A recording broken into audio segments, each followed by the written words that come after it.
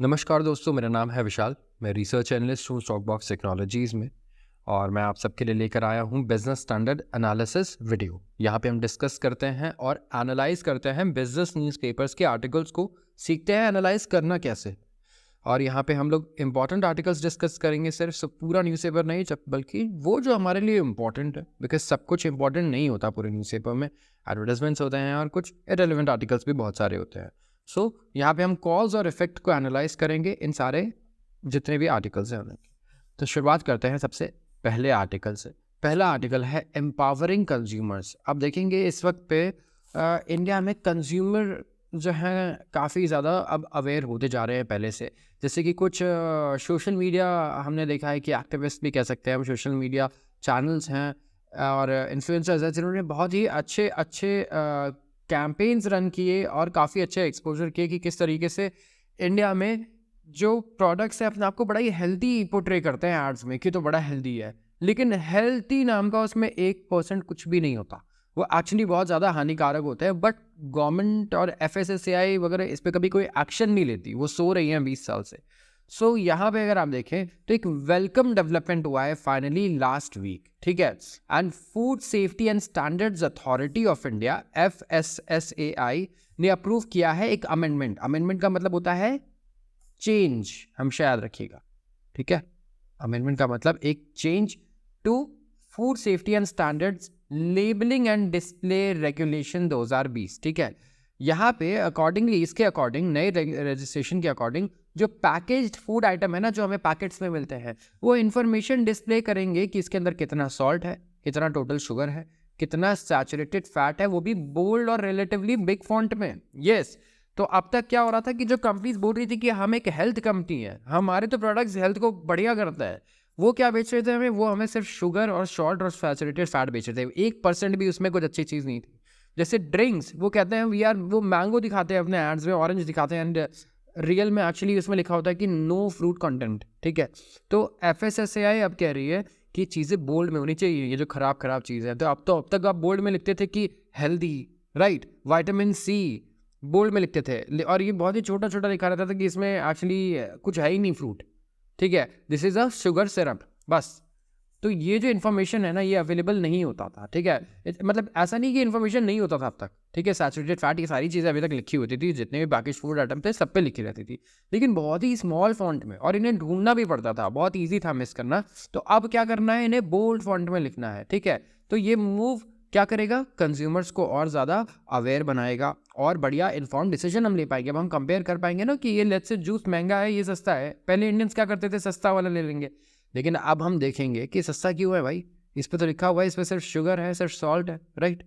तो ये एक बहुत ही अच्छा चेंज है जो FSSAI लेकर आया है फाइनली कई दिनों बाद। एंड ये बहुत ही क्रिटिकल है। ऑथर का कहना है इस एडिटोरियल में कि कुछ सेवरल रीजंस है, क्योंकि देखिए एक तो इंडिया ना रैपिड पेस से ग्रो कर रहा है, इस टाइम पे बहुत तेज़ी से हम ग्रो कर रहे हैं, शहरीकरण हो रहा है, अर्बनाइजेशन हो रहा है, ज़्यादा से ज़्यादा लोग कंज्यूम कर रहे हैं पैकेज फूड। अब क्या हो रहा है, बच्चे हॉस्टल्स में हैं, कॉलेज जा रहे हैं, they don't have time, internship भी चल रही है साथ में, एंड पेरेंट्स भी वर्किंग है, जो बच्चे स्कूल में है तो वो भी पैकेज फूड ज़्यादा कंज्यूम कर रहे हैं, क्योंकि मॉम डैड दोनों वर्किंग है, इतना टाइम नहीं है। अब न्यूक्लियर फैमिलीज होती है, दादा दादी भी साथ नहीं रहते, तो क्या है, पैकेज फूड का कंजप्शन इतना ज़्यादा बढ़ रहा है कि बहुत ज़रूरी है, क्योंकि हमारी लाइफ का बहुत इंपॉर्टेंट पार्ट बन गया है ये, कि इस पर जो चीज़ें लिखी हैं वो बिल्कुल क्लियर कट हमें पता हो कि हाँ, हम अनहेल्दी चीज़ खा रहे हैं रोज़, ऐसे हम ये एडमिट करके खाएं, ना कि इस तरीके से खाएं कि नहीं ये तो बहुत हेल्दी है, इस पर लिखा है, कहीं लिखा नहीं है कि अनहेल्दी है, जबकि हम पढ़ नहीं पा रहे हैं उसे, ठीक है। That's it. तो यहाँ पे ये एक बहुत बड़ा कंसर्न था। अब एक और एग्जांपल देखिए, यूनाइटेड नेशंस का इंटरनेशनल चिल्ड्रन इमरजेंसी फंड है, इसके हिसाब से ना एक वर्ल्ड ओबेसिटी एटलस है। उसमें क्या है, पूरी दुनिया के ना मैप्स बने हुए हैं कि सबसे ज़्यादा ओबेसिटी कहाँ है। ओबेसिटी का मतलब आप समझ रहे हैं, ओबीज होना। US में ये बहुत बड़ी प्रॉब्लम है, लोग ओवरवेट हैं, ठीक है। US जैसे दुनिया की सबसे ओबीज कंट्रीज में से है, कि वहाँ बहुत ही ज़्यादा लोग ओवरवेट हैं, एंड ऑफकोर्स वहाँ का जो फूड कल्चर है उसे भी दिया जाता है क्रेडिट। तो इंडिया इज़ एक्सपेक्टेड कि यहाँ पे 27 मिलियन ओबीज चिल्ड्रन होंगे बाय 2030। बच्चे 27 मिलियन ओबीज बच्चे होंगे 2030 तक, जहाँ 10% ऑफ सच चिल्ड्रन ग्लोबली, 10% जो ओबीज बच्चे होंगे, ओवरवेट बच्चे होंगे, वो इंडिया में होंगे। Which is a very large number, ठीक है, क्योंकि इंडिया के पास मैलनूरिश बच्चों की भी बहुत ज़्यादा बड़ी पॉपुलेशन है, ठीक है। मैलनूरिश मतलब जो इम्पॉवरिश्ड बच्चे हैं, जो पूरा डाइट नहीं मिल पा रहा है, कैलोरीज नहीं मिल पा रही उन्हें पर डे की, इंडिया के पास वो पॉपुलेशन भी बहुत बड़ा है। तो ओवरवेट चिल्ड्रन भी जब बढ़ने लग जाएंगे, ठीक है, तो ये भी एक इशू हो जाएगा हमारे लिए बहुत बड़ा। तो पब्लिक हेल्थ को इम्प्रूव करने के लिए बहुत ही बढ़िया कदम उठाया है FSSAI, राइट। एंड यहाँ पे ये चीज़ हमें काफ़ी मदद करेगी। तो इसके आगे इसमें कुछ ऐसा बहुत इम्पोर्टेंट नहीं है, ठीक है। इसी चीज़ के आगे बात हो रही है, क्योंकि अगर आप देखें यहाँ पे, देखिए लास्ट पैराग्राफ हम एक बार गो थ्रू कर लेते हैं। इसमें एक दूसरा इशू इन्होंने बताया लास्ट पैराग्राफ में, ठीक है।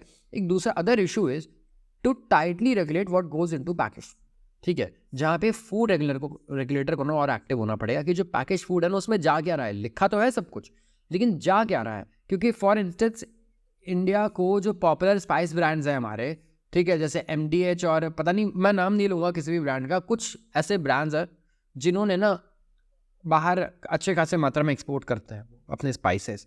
क्या हुआ कि यूरोप ने उन्हें कहा कि नहीं, इसमें ना कुछ हार्मफुल सब्सटेंसेस है, तो आप ये चेंज करो इसको। तो इंडिया को पता ही नहीं था ये चीज़ें, कि इंडिया की कंपनीज बाहर ये चीज़ें बेच रही है, हार्मफुल है, एंड हम लोग इंडिया में कंज्यूम कर रहे हैं ऑलरेडी, बट नोबडी केयर्स। सो ये एक बहुत बड़ा इशू रहा कि ये टेस्ट हुए फॉरेन कंट्रीज़ में, तो वहाँ पता लगा कि नहीं, पैकेज में नहीं, तो ये नहीं लिखा है कि ये हार्मफुल है या ये सब चीज़ें। लेकिन एक नॉन गवर्नमेंटल ऑर्गेनाइजेशन ने जब चेक किया तो पता चला कि यहाँ पे काफ़ी ज़्यादा हार्मफुल सब्सटेंसेस हैं। वैसे एक पॉपुलर ब्रांड था बेबी फूड का, जो एक्स्ट्रा शुगर यूज़ कर रहा था डेवलपिंग कंट्रीज़ के लिए, जैसे कि इंडिया है। तो बच्चे इंडिया में शुगर, इंडिया सबसे ज़्यादा आप देख सकते हैं, हमारे पास डायबिटिक पॉपुलेशन है पूरी दुनिया में। क्यों? Credit goes to these companies. इतना शुगर हर चीज़ में रहा है आज तक, इतना ज़्यादा शुगर रहा है, पैसे बचाने के लिए हर चीज़ में हम लोग सिर्फ आर्टिफिशियल शुगर खा रहे हैं। तो ये एक बहुत ही इम्पॉर्टेंट मसला है कि हम ये सारी चीज़ों को कॉम्बैट करें। सबसे पहले फूड पैकेज में जा क्या रहा है, ये गवर्नमेंट इसको जल्दी एक्टिवली ऑडिट करे, टेस्ट करते रहे, और दूसरा जो भी जा रहा है वो क्लियरली शोकेस होता रहे कंज्यूमर्स, ताकि बाय करें तो उन्हें पता चले कि वो क्या बाय कर रहे हैं, क्या कंज्यूम कर रहे हैं। Valuations frothy, profit mid cap moved in sync in 5 years। अब यहाँ पे बात कर रहा हूँ मैं स्टॉक मार्केट की। स्टॉक मार्केट में कई लोग कह रहे हैं ना कि निवेश करने का ये सही टाइम नहीं है, मार्केट बहुत बढ़ गया है, बहुत ही ज़्यादा ऊपर चला गया है। तो यहाँ पे ऐसे मार्केट को क्या बोलते हैं, एक टर्म होता है जिसे हम बोलते हैं कि मार्केट ना ओवर वैल्यूड हो गया है। ये देखिए, ओवर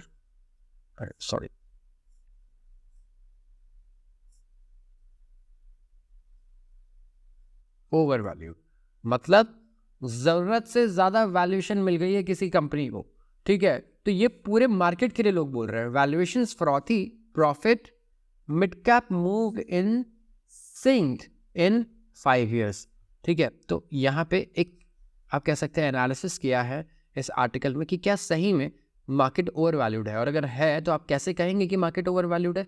आइए जानते हैं, हम खुद इसे जानने की कोशिश करते हैं लॉजिक से कि सही में मार्केट ओवर वैल्यूड बोलेंगे इस टाइम पे, या हम लोग अंडर वैल्यूड बोलेंगे इसे। तो जो हमारे बेंचमार्क इंडिसेस हैं वो डेली नया हाई बना रहे हैं। इंडिया में बेंचमार्क इंडिसेस बहुत सारे हैं हमारे, लेकिन हम बोलते हैं निफ्टी है, ठीक है, सेंसेक्स है, ठीक है। बेंचमार्क इंडिसेस मतलब ये बढ़ता है तो हम कहते हैं कि मार्केट ऊपर गया, नहीं तो और क्या तरीका है कहने का कि मार्केट ऊपर गया। हम 5000 शेयर तो गिनेंगे नहीं। तो ये एक तरीका है कि हम देखते हैं कि ये स्टॉक्स कितने पे ट्रेड कर रहे हैं। इसके अलावा अगर आप देखें तो वैसे ही और भी कुछ इंडिसेस हैं, जैसे मिड कैप निफ्टी, ठीक है, मिड कैप भी एक इंडेक्स है। तो यहाँ पे सारे इंडेक्स नए नए हाई बना रहे हैं रोज, और एक बहुत ही अब हीटेड डिबेट शुरू हो गया है, ठीक है, कि क्या स्टॉक्स अब अपने फंडामेंटल को आउटपेस कर चुके हैं। मतलब फंडामेंटली ये कंपनी शायद इतनी अच्छी नहीं है, लेकिन ये बहुत ज़्यादा वैल्यूएशन अब ले चुकी है। तो क्या ये इतना पैसा कमा पाएंगी कि इस वैल्यूएशन को सस्टेन कर पाए, ये सिर्फ वक्त बताएगा, ठीक है। क्योंकि अगर अर्निंग्स, इनकी कंपनी पैसा अच्छा कमा रही है, प्रॉफिट अच्छा कमा रही है, तो जो इनका वैल्यूएशन है वो जस्टिफाइड है, बिल्कुल जस्टिफाइड है, राइट। जिस हिसाब से वो ग्रोथ दे रही है, जो कि अभी निफ्टी का अगर आप पी रेशियो देखें, देखिए पी रेशियो एक मेट्रिक है जहां हम देखते हैं कि कंपनी का स्टॉक प्राइस उसके प्रॉफिट से कितना गुना है। मान लीजिए मैं 10 रुपये कमाता हूँ और मेरी कंपनी की वैल्यूएशन है 100 रुपये, पूरी कंपनी बेच रहा हूँ मैं 100 रुपये में, लेकिन मेरी प्रॉफिट कितनी है 10 रुपये, तो मेरा पी रेशियो कितना हुआ यहाँ पे, आप ये देखिए। तो पी रेशियो को मैं लगाऊंगा इस फॉर्मूले में, प्राइस टू अर्निंग्स, अर्निंग्स यहाँ पे है 10 रुपये, प्राइस कितना है, मैं कितना बोल रहा हूँ, 100 रुपये है मेरी कंपनी का, ठीक है, पर शेयर, यहाँ पे पर शेयर की बात हो रही है, ठीक है। तो यहाँ पे ओवरऑल 100/10, 10 का पी रेशियो हो गया मेरा 1C। तो मैं 10 गुना पे अपनी कंपनी बेच रहा हूँ जितना मैं कमाता हूँ, जो कि एक नॉर्मल पी रेशियो है, राइट।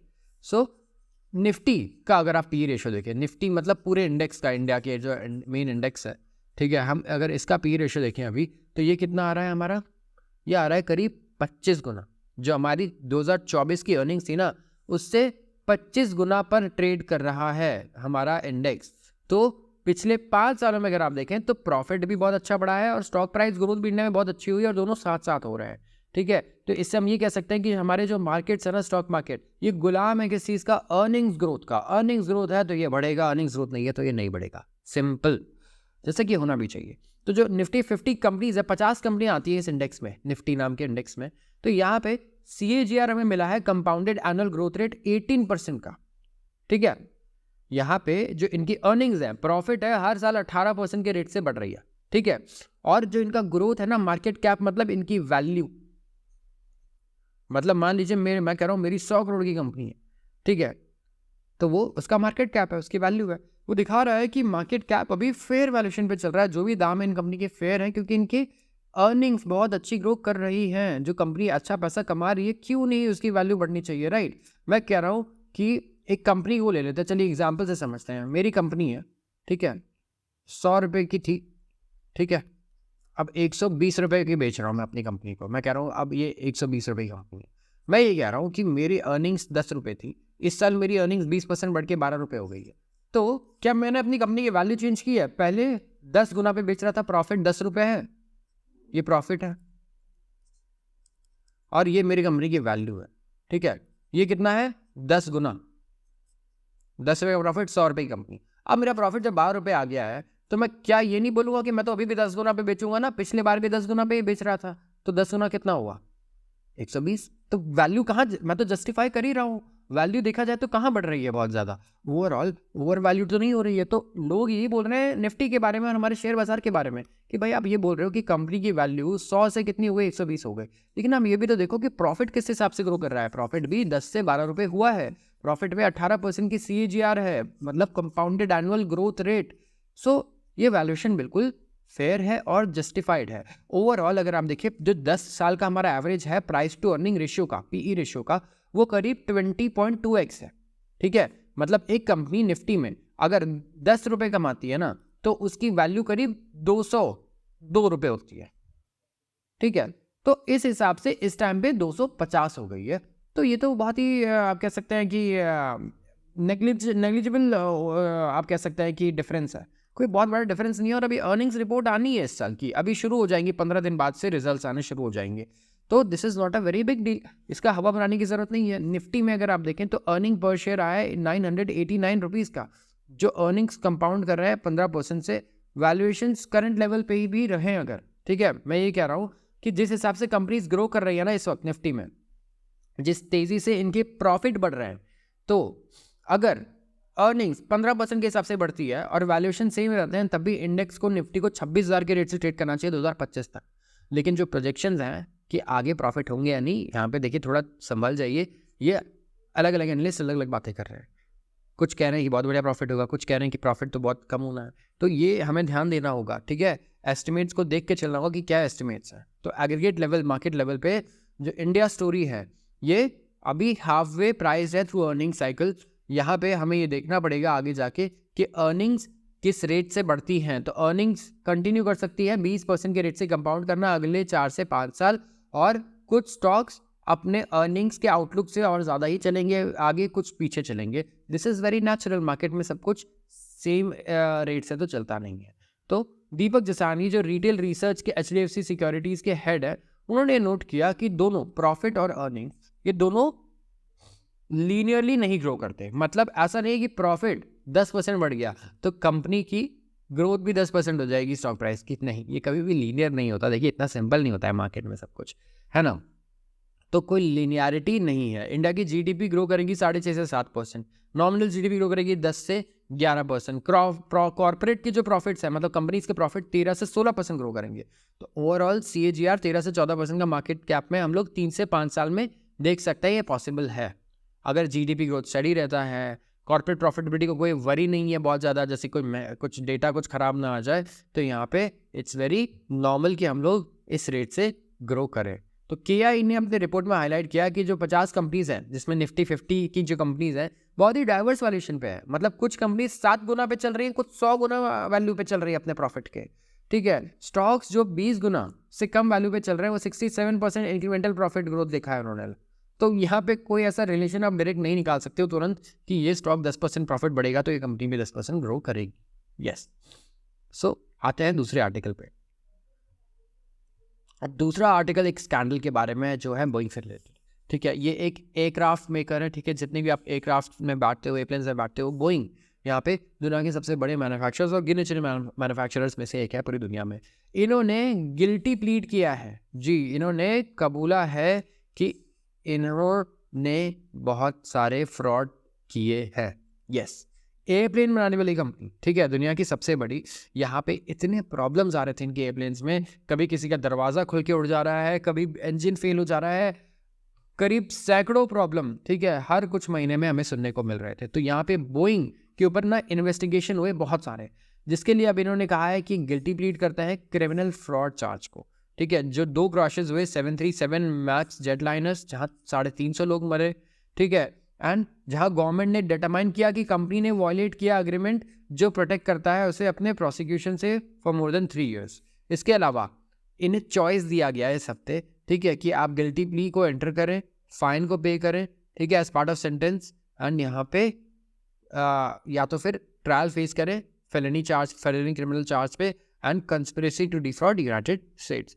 तो यहाँ पे बहुत सारे एक्यूजेशन लगे हैं इन पे, ठीक है, एंड बहुत बड़े गलतियाँ इन्होंने बड़ी गलतियाँ की हैं, जिससे कई लोगों की जान गई है, ठीक है। एक एयरप्लेन एक्सीडेंट में 350 लोग, ठीक है, ट्रैवल कर रहे होते हैं एक एयरप्लेन में, एंड बचने के चांसेस 0.1% होते हैं अगर उसमें कुछ फॉल्ट आ जाए, ठीक है, अगर वो क्रैश होने लगे। सो यहाँ पे बहुत ही सीरियस आर्ग्यूमेंट्स थे इनके अगेंस्ट, और ये इन्हें भी पता था कि इनका बचना मुश्किल नहीं है। तो इनके ऊपर काफ़ी सारे अभी हो सकता है कि फाइन्स और पेनल्टीज लगें, और इस डील के अकॉर्डिंग इन्हें $450 मिलियन करीब अपने कंप्लायंस और सेफ्टी प्रोग्राम्स पे भी खर्च करने पड़ सकते हैं। और ये प्ली कवर करता है सिर्फ ये वही प्ली है जहाँ पे इनके रॉन्ग डूइंग की वजह से, ठीक है, 350 लोगों की जान गई।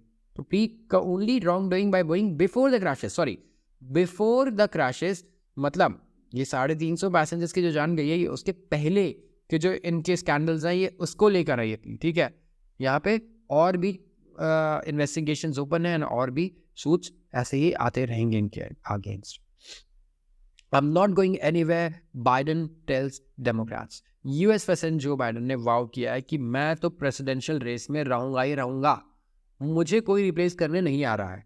भले ही कितना डिजास्टर्स मेरा कैंपेन हो, डिबेट कितना ही बुरा हो गया हो, कुछ भी हो, डजंट मैटर, मैं कहीं नहीं जा रहा हूँ। उन्होंने कहा MSNBC को after calling into the networks morning जो प्रोग्राम, उन्होंने अर्ज किया कि कोई भी अगर चाहता है कि वो अब साइड हट जाए, वो उन्हें चैलेंज कर सकता है, ठीक है, जब नेशनल कन्वेंशन मीट होगी अगस्त में।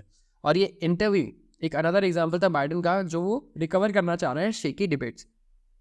तो यहाँ पे अभी हम शायद लास्ट वीक की बात होगी मेरे ख्याल से, डिस्कस कर रहे थे किस तरीके से जो बाइडेन और ट्रंप ने डिबेट किया face to face, which was very good, and ऐसी चीजें हमारी कंट्री में भी होना चाहिए। सो यहाँ पे बहुत ही डिजास्टर्स डिबेट था ये, किसके लिए, जो बाइडेन के लिए। काफी एम्बैरेसमेंट्स उन्हें झेलनी पड़ी, कई सवाल थे वो बिल्कुल भटक गए, जवाब नहीं दे पाए, and it was a very big disaster Joe Biden के लिए। वो बिल्कुल भी अच्छे नहीं लगे, उनके लिए बहुत ही नेगेटिव इम्पैक्ट था उनकी कैंपेन के लिए। यहाँ पे उसके बाद से लोगों ने आवाज उठानी शुरू की उन्हीं की पार्टी की कि भाई अब आपको साइड हट जाना चाहिए, आपने ट्रंप को एक बार हरा दिया है ऑलरेडी, आपने हमारा काम कर दिया, अब आप आगे ये टॉर्च आपको अपनी यंग जनरेशन को देना चाहिए। बाइडेन जो अभी 81 ईयर ओल्ड है, वो कह रहे हैं नहीं, अभी मैं आगे और लड़ूंगा, अगर आपको इस बात से एतराज है तो आप मुझे आइए और चैलेंज कीजिए, लेकिन मैं नहीं हटने वाला। तो यहाँ पे ये और इंटरव्यूज भी दे रहे हैं, ठीक है, दूसरे मीडिया चैनल्स को, एंड वो रिकवर करना चाह रहे हैं जो शेकी डिबेट था, जिसके बाद इनके ऊपर बहुत सारे डाउट्स आने लग गए इनके खुद के ही पार्टी को। तो इन्होंने फ्रस्ट्रेशन एक्सप्रेस किया और इन्होंने कहा कि एफर्ट डाला जा रहा है बाय एलिट्स जो उन्हें फोर्स करना चाहते हैं रेसिडेंशियल रेस के बाहर अगेंस्ट ट्रम्प, जिन्हें उन्होंने हराया 2020 में। तो इस वक्त जब ये शो हुआ तो उन्होंने काफी कोशिश की कि वो रिकवर करें और इस तरीके से पोर्ट्रे करें, ठीक है, कि लोग क्या सोचते हैं मुझे फर्क नहीं पड़ता, मुझे कुछ लोग दबाने की कोशिश कर रहे हैं, but I still fight the election and मैं डोनाल्ड ट्रम्प के अगेंस्ट लड़ूंगा। मैंने एक बार उन्हें हराया और मैं उन्हें फिर से हरा सकता हूं। आते हैं एक अच्छे और इंपॉर्टेंट आर्टिकल पे। ये है zero registration fee for hybrid cars in UP raises the bar in NCR. This is a very good news and this is the news we were waiting for. यहाँ पे किसकी बात हो रही है? हाइब्रिड कार्स की। कुछ दिन पहले हमने डिस्कस किया था राइट कि हाइब्रिड कार्स ऐसी चीजें जो शायद ईवी को अब पीछे छोड़ सकती है इन टर्म्स ऑफ ग्रोथ के मामले में मैं कह रहा हूँ। तो जो ऑन रोड प्राइसेस है ना स्ट्रॉन्ग हाइब्रिड कार्स के, वो 4 लाख तक कम हो जाएंगे उत्तर प्रदेश में आफ्टर स्टेट गवर्नमेंट ने डिसाइड किया कि वो रजिस्ट्रेशन फी वेव करेगी और प्रमोट करेंगी green technology according to automobile industry sources. ये बहुत ही लॉजिकल डिसीजन लिया है यूपी गवर्नमेंट ने और मैं बता दूं कि this is one of the most safe decision जो मैंने पढ़ा है और मुझे एक्सपेक्टेड नहीं था कि सबसे पहले ये यूपी गवर्नमेंट ही एक्शन लेगी। ठीक है, इसका मतलब मैं ये कह सकता हूं कि जो इनके सलाहकार है, ठीक है, जो भी लोग इन्हें गाइड कर रहे हैं इस वक्त, दे गवर्नमेंट उनकी बात सुन रही है एक्चुअली। ठीक है, government is led by people जो बहुत ही लॉजिकल है, जो काफी ज्यादा एक्सपर्टीज रखते हैं और दे आर वोकल ऑल्सो कि हाँ नहीं ये पॉलिसी सही है, ये हमें करना चाहिए। So this is a very great news for us. तो करीब 100 स्ट्रॉन्ग हाइब्रिड कार्स बेची गई उत्तर प्रदेश में। आप अगर देखेंगे पर मंथ बेसिस पे FY 2024 में। तो जो नया डायरेक्टिव आया है इसके बाद हाइब्रिड व्हीकल्स को ना इलेक्ट्रिक व्हीकल्स के साथ ग्रुप कर दिया गया है रजिस्ट्रेशन फी एग्जम्पशन के लिए। तो यहाँ देखिए हाइब्रिड कार्स में भी ना अलग अलग टाइप के हाइब्रिड होते हैं। एक होता है स्ट्रॉन्ग हाइब्रिड जहां पे जो बैटरी है ना, बैटरी काफी बड़ी होती है, अच्छी बैटरी होती है और अच्छी खासा इसमें बैटरी का यूज होता है। एक जो स्ट्रॉन्ग हाइब्रिड के अलावा जो दूसरे हाइब्रिड हो गए जो बिगनर्स होती हैं वो उसमें बैटरी छोटी होती है और ज्यादा बैटरी पे रिलाई नहीं करती वो कार। तो यूपी गवर्नमेंट ने बोला कि स्ट्रॉन्ग हाइब्रिड कार्स हम उनके लिए करेंगे। और जो माइल्ड हाइब्रिड्स है मतलब जहां बैटरी कमजोर है, छोटी बैटरी है, ठीक है, जिन्हें कॉन्स्टेंटली इंजन की जरूरत पड़ती है, ठीक है, वो उनके लिए ये एग्जेम्पशन नहीं है। स्ट्रॉन्ग हाइब्रिड सोली इलेक्ट्रिक मोटर में भी शॉर्ट डिस्टेंसेस के लिए चल सकती है और उनका एवरेज अगर बहुत ही अच्छा होता है। अगर आप चेक करें इंडिया में जो कार स्ट्रॉन्ग हाइब्रिड अभी चल रही है उनका एक बार एवरेज आप चेक करें कितना बढ़िया है। तो ईवीज को पहले क्या था, रजिस्ट्रेशन फ्री एग्जम्पशन था। जो आरटीओ पे जब आप कार लेते हैं या बाइक लेते हैं तो रजिस्ट्रेशन करवाते हैं तो वहां पे अच्छा खासा आपको टैक्स देना पड़ता है राइट, बट ये इनके लिए एग्जाम था। तो स्ट्रॉन्ग हाइब्रिड व्हीकल्स जो 8 से 10% फीस अट्रैक्ट करती थी अपने कॉस्ट के बेसिस पे, तो ये स्लैश कर देगा, खत्म कर देगा इनका ऑन रोड जो चार्ज लगता था एक्स्ट्रा 10% से। ठीक है, ऑन रोड प्राइस 10% से कम हो जाएगा और यहाँ पे सिग्निफिकेंट प्राइस ड्रॉप्स हो रहे हैं। सो अगर आप देखिए फॉर इंस्टेंस मारुति सुजुकी की ग्रैंड विटारा अब 2 लाख सस्ती हुई है यूपी में, विक्टर का ऑन रोड प्राइस 3 लाख से कम हो गया है। तो यहाँ मारुति सुजुकी को बहुत बड़ा बेनिफिट लगता है, मिल रहा है। इसके अलावा I think Japanese car makers को बहुत फायदा होगा क्योंकि वो ईवी की जगह पे हाइब्रिड पे ज्यादा फोकस कर रहे थे। तो जो स्ट्रॉन्ग हाइब्रिड मॉडल्स हैं इनकी प्राइस करीब 18.5 लाख और 25 लाख रही है, अब और ज्यादा सस्ते हो जाएंगे 2 से 3 लाख रुपए। और Maruti Suzuki India and Toyota Kirloskar ये लीडिंग प्लेयर्स हैं इंडियन हाइब्रिड मार्केट में, जिन्होंने अभी रिस्पॉन्स नहीं दिया है इसके, बट वी आर एक्सपेक्टिंग कि यहाँ कुछ बहुत बढ़िया आगे देखने को मिल सकता है बजट में, स्पेशली जब गवर्नमेंट भी ऐसे डिसीजंस ले बजट में, पॉलिसी मेकिंग में और नेशनल लेवल पे एग्जेम्पशंस दे हाइब्रिड कार्स को। आज के लिए बस इतना ही। अगर आपको वीडियो पसंद आई हो तो जरूर लाइक करें एंड चैनल को सब्सक्राइब करना बिल्कुल भी ना भूलें। आप सबका बहुत बहुत धन्यवाद।